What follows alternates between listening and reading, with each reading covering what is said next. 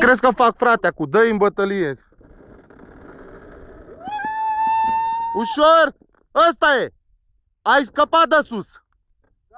Ușor acum, Manel, că ți atinge cuiul! Ușor la cui! Ușor de tot! O să atingă cuiul!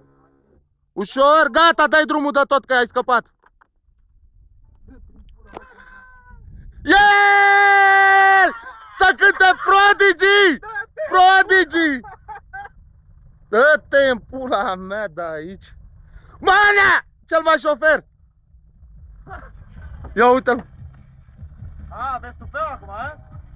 Nu! Aducă-te lopetica, șupele. Hai să-mi bag pula!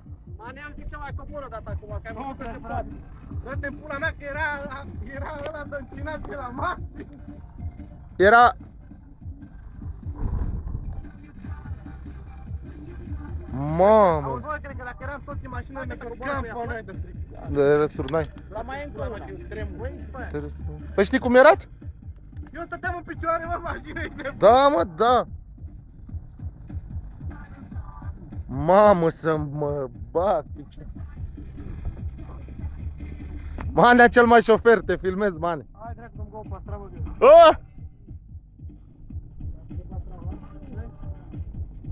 Da, acum pe unde urci, mă? Că eu nu pot să cobor. Te urci, mă urci, te iau pe partea ala. Tot pe aici urci? Da. Aici urc acum, te văd drept. Mane, oricum trebuie să urci, că avem o ladă și aia și n-ai cum să... O aduce ca